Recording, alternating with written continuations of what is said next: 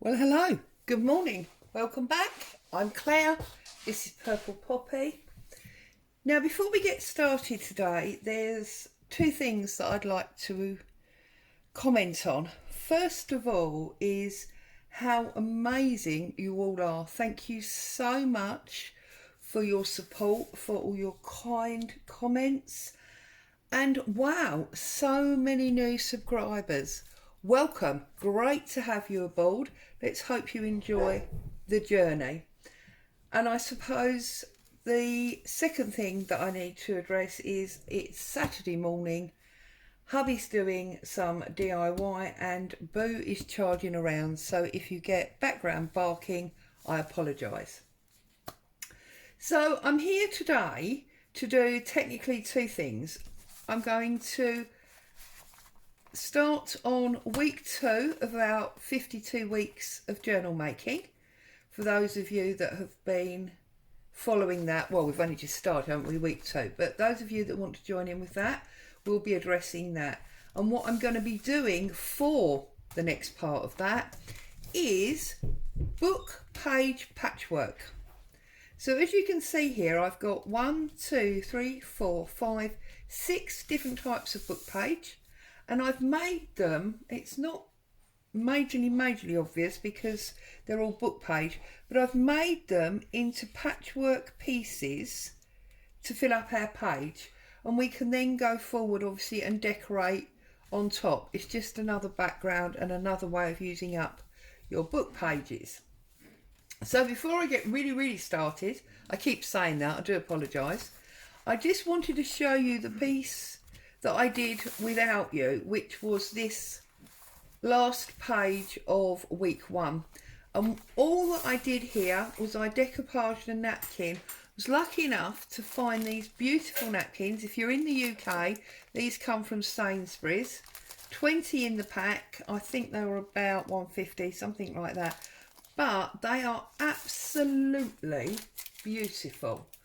Because when you open them up, do you remember when we did our book page paper, we talked about having napkins that ran in a complete direction rather than the individual squares? Well, these do this, and it just reminded me of a sketchbook, an artist's sketchbook.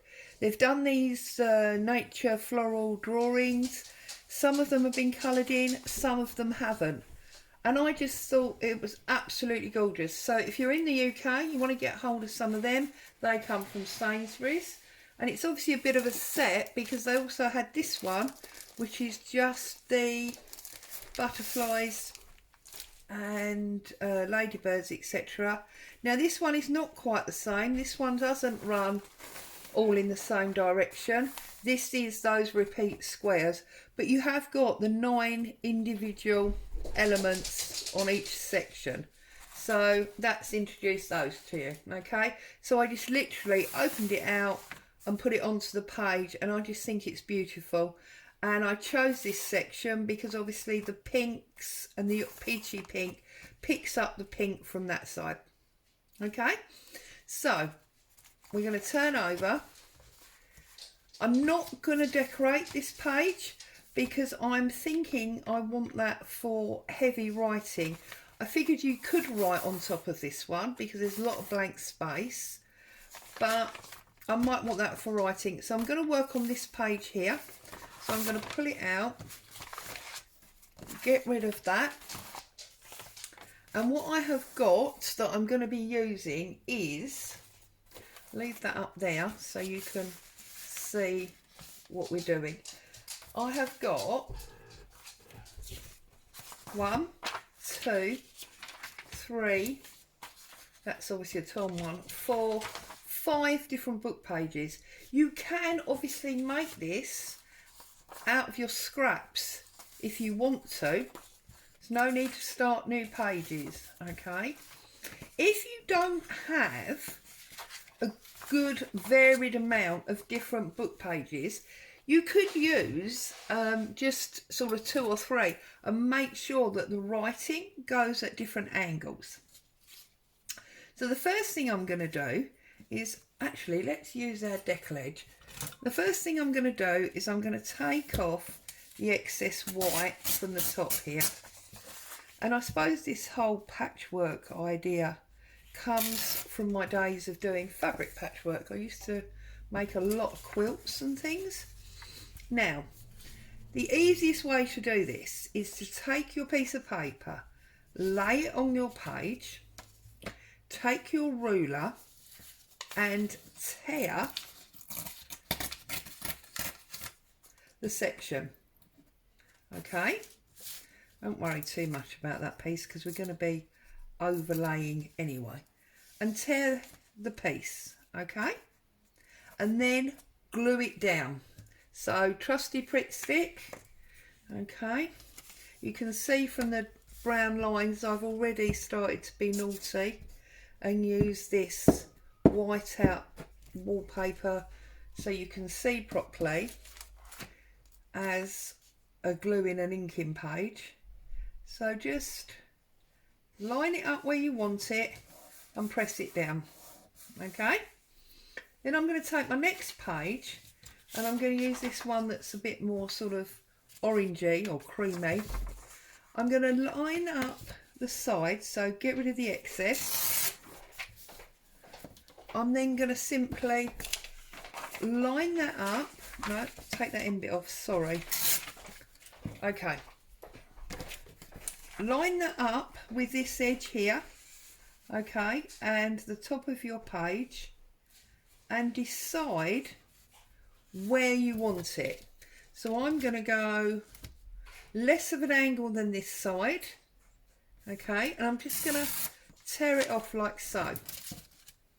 And I know it's overlapping, we can trim all that up when we're finished. So glue that one up. Boo! No, Mummy's filming. I did warn you she might go off barking. That's because hubby's doing his DIY jobs. There we go. You see, now I didn't mean to put that there, did I? Doesn't matter, but let's do it the way I said I was going to do it. That's Madam barking, you see, set me off. There we go. Okay. And then I'm going to take the next one and I'm just going to carry on in this manner, piecing in different papers to create this patchwork. Very simple, but I think effective. And again, we're using up them book pages. So I'm going to put this one that way round because I want a nice long area on this one. I love the feel of this paper. This paper is from an old book and I'm thinking it's got some kind of fabric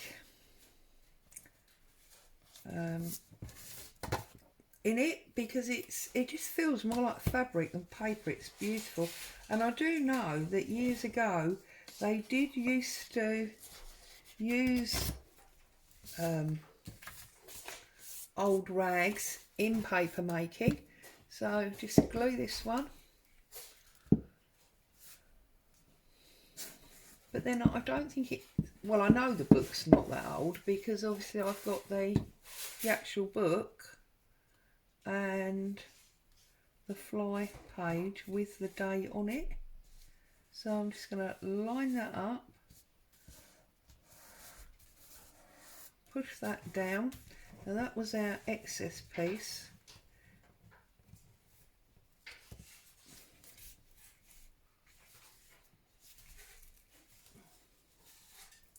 Just trim that off.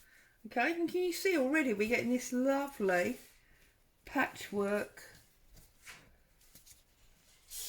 look going on. Slightly off skew that one was. And then I've got the next one. So again, let's just straighten up the edge like so. And let's get rid of that bottom. I know very often it's hard to get rid of the bottoms because that is where, sorry, I'm just trying to work out where I want this. I've realised I've put that one on upside down, haven't I? I can't get it up now. So I'm going to have to readjust what I was planning to do. So we're going to put that one on there. And we're going to take it all the way to the bottom. So I'm just going to glue that corner and then we can pull it off when we're finished. Oh, I've just realised what hubby's doing. I'm going to get excited now because I bought a new bathroom cabinet. I have been struggling to look in the mirror of the bathroom cabinet for, well, what ended up being a day too long. Because there's a crack in it and I just hadn't got round to replacing it. And I don't know, last week I obviously had the zump, as my daughter would say, and enough was enough, it had to go. So I bought a new one. But as would seem the norm these days, it has turned up flat pack. So now poor hubby has got to spend an age working out whether or not he's got all the right pieces and how to put it all together. But he's pretty handy, so I am sure that by the time I have finished here and I make my way out to the bathroom, it will all be beautiful. Get rid of that one. Now look, I've gone and cut that short now. That was really silly. If you do it, just pick it up. You can use that or bin it. It's only paper. It really doesn't matter. And put that back down and get rid of that piece.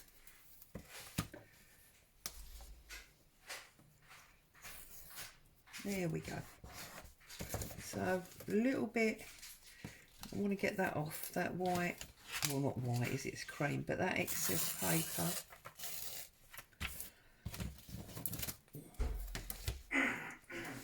I feel like I'm not explaining myself very clearly here, and that you should be really sitting there saying, why am I watching this woman? She doesn't seem to know what she's doing. I could have made that up better myself. But there you go. And then I've got this beautiful old book plate analogy, which we are going to put, see now that's totally the wrong angle, so I think we're actually better off starting on the fresh side, like so.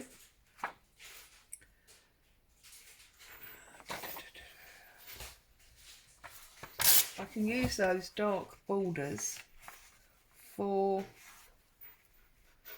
something else. So I'm going to go like that, and I'm going to slide my ruler. Make sure you get the same angle, because this is where if you cut it short it won't be any good. There we go, that's that one. I've stuck that down now, look. And that one, right, turn it round. Okay, so we've got that going there, which is lovely. And then I'm gonna come down this side, find the bottom of the shorthand page, overlap it slightly to make sure we are good to go. Okay, let's glue up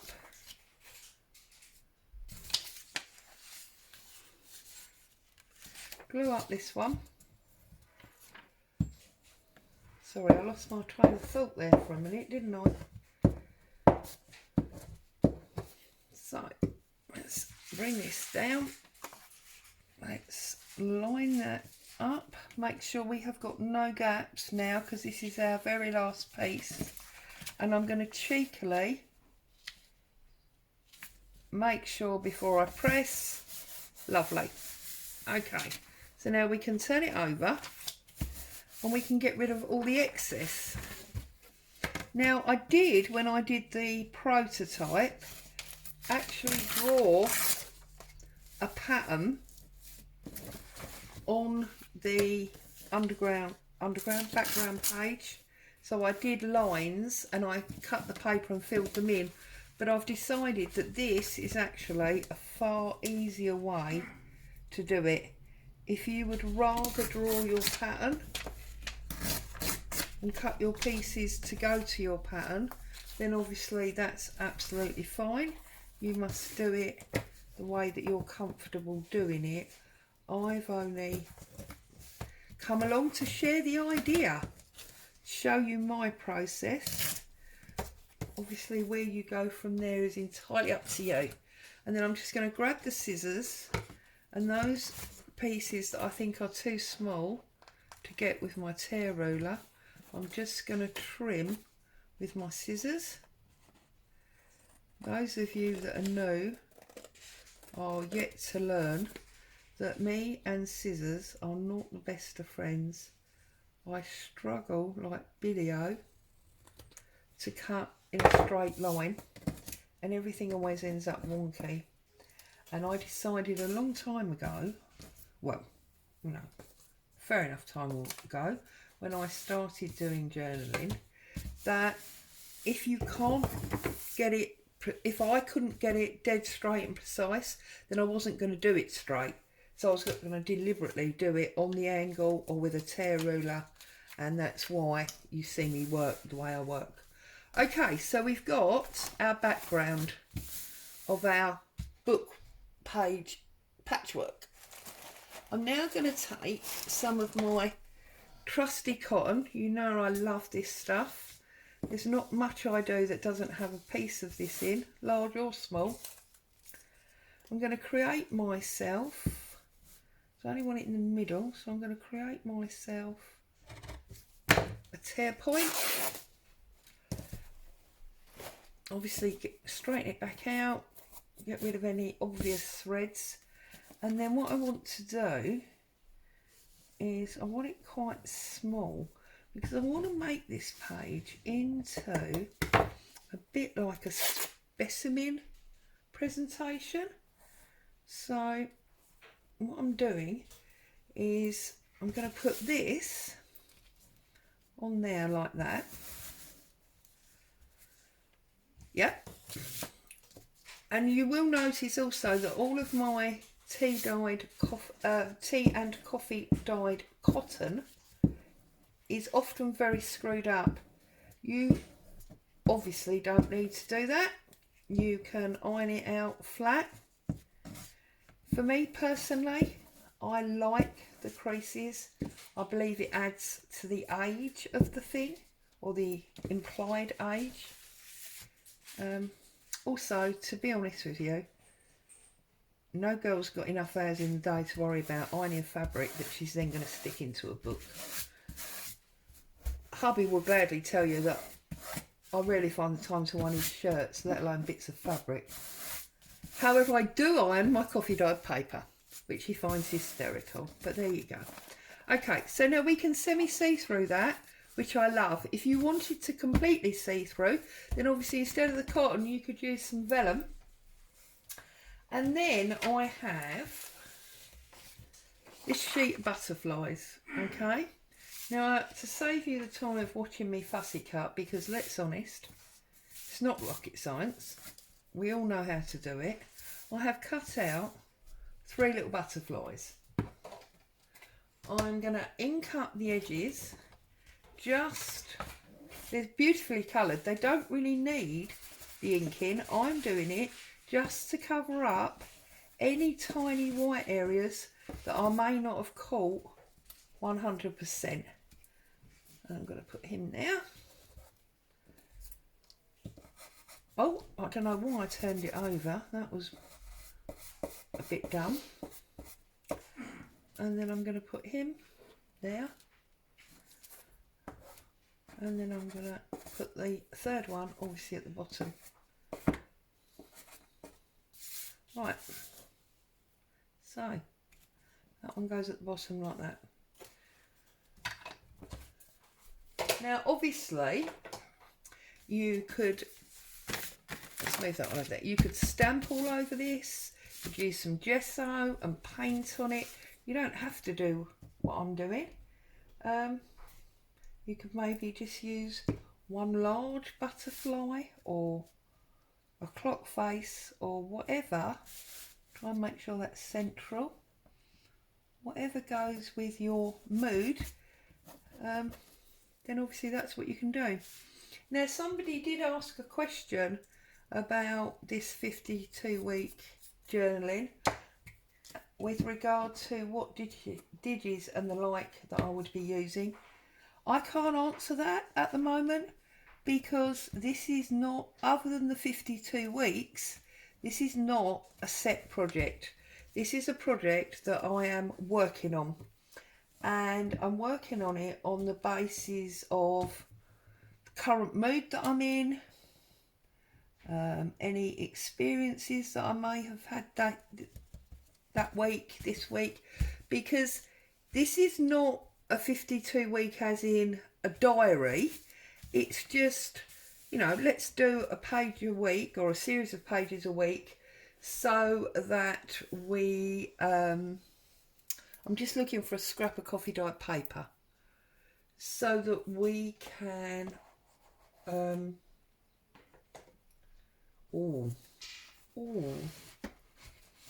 what about a piece of this?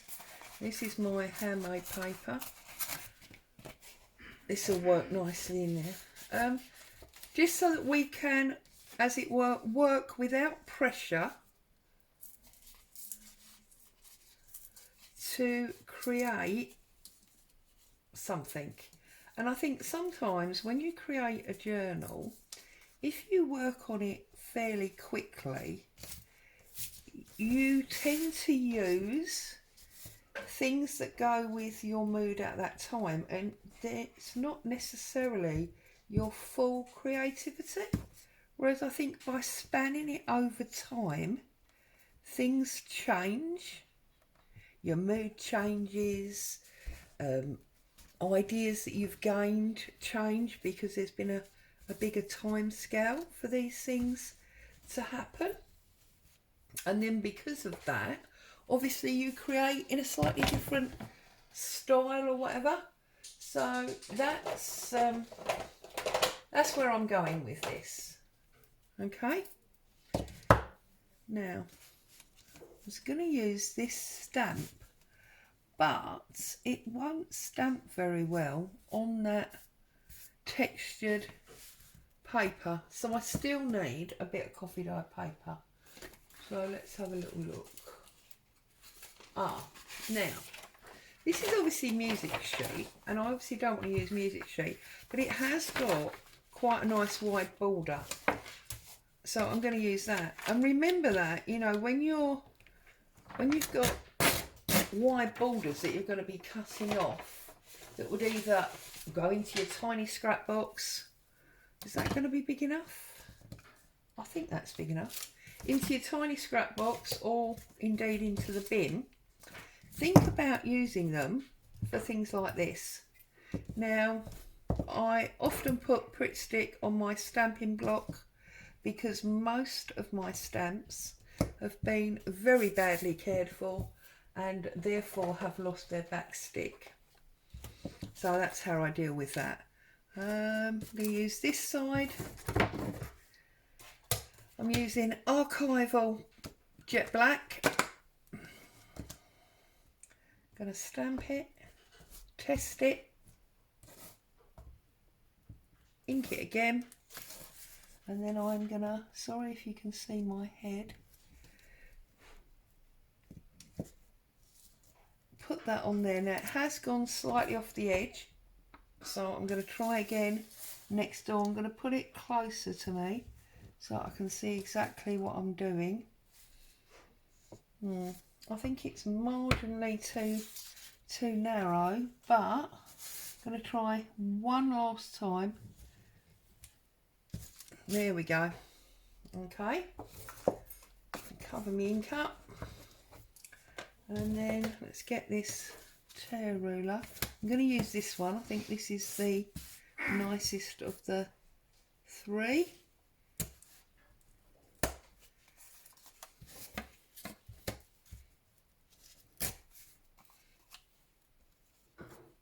Yes, we like that. We like that. We like that. So what we're going to do is glue it up nice and heavy with the glue. Okay, maybe not that heavy. Scrape that up, look. Roll that down and push all that back in, because waste not, want not, eh? Right, let's have a look. So we've got this one, and I want to put it about there, over marginally, like so. So there you go. We have now got our book page patchwork background, and then we've got our butterfly study. So that will be the next page that goes in to this book. So let's pop him in there. Also, you see, we're keeping a little bit of continuity going because we turn from the flowers to the butterflies. Okay, you see now, to my mind, because of all this writing, this is a very obvious writing page. So I might just put a little flap there. Actually, now here's the thing, look at this. What if we now take our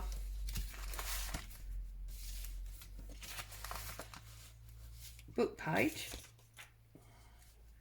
and we line that up? So let me see, how much of a pocket do I want? Just an edge pocket, about, what's that, about 1.5 inches.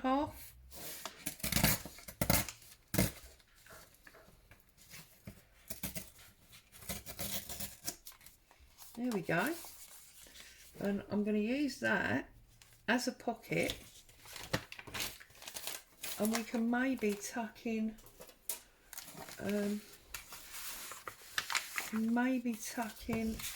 some writing paper as well, something like that. So glue on the top and the bottom. Do I care which side? Yes, that is the side that I want open.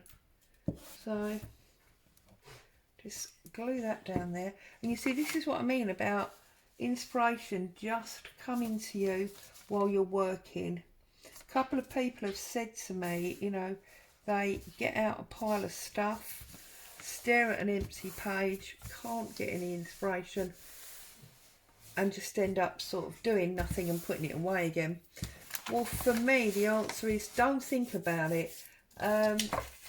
When you're getting out things, I'm going to use this lovely strip as well now. When you're getting things out to do a crafting session, limit what you get out. Get yourself out only 3 or 4 pieces, and then force yourself to use those 3 or 4 pieces. And if you really want to push yourself, get out 3 or 4 things that you initially think have no way of working together cohesively, and then you will find that it will push you. Look at that. But I'm going to do it that way because that's where the actual big urn is, at the bottom. Now that is beautiful in my opinion. So, whoops, I'm just going to deck a wedge that straight bit. I'm going to put that in there. Look at that. Run that up there, and then we just need to take Look, perfect measurements, as you can see. That bit off about there. So, tear that off. Oh, somebody else asked about, I think that was, I have actually torn that corner now, that doesn't matter. Somebody else did actually ask, I think it was in relation to the scrappy journal with the rustic heart on the front, when I would next be doing a video. Well, in exactly the same way as I've just said about not being able to explain exactly what I'll be using in this 52 weeks, I can't tell you exactly when I will be back working on the scrappy journal. All I can tell you is that generally I do 4 to 5 videos a week. The subject matter of that video very much depends on my mood of the day. So you may find that I work on the 52 week one, 2 or 3 videos running, and then the full week goes before I come back to it. Or you may find that I only, you know, work on it once in a week. So the answer is, I'm afraid you just have to keep an eye on the videos coming up, and if you're interested in one particular thing, then just check the titles. So there you go. That's made me happy. I like that. Whoops. Get rid of our bits and pieces. Look at that. We've got a lovely pocket there now, and that is very cohesive with that. So there you go, ladies and gents. As always, wonderful to have you here. Thank you very much. Stay safe, enjoy your crafting, and I'll see you soon. Bye for now.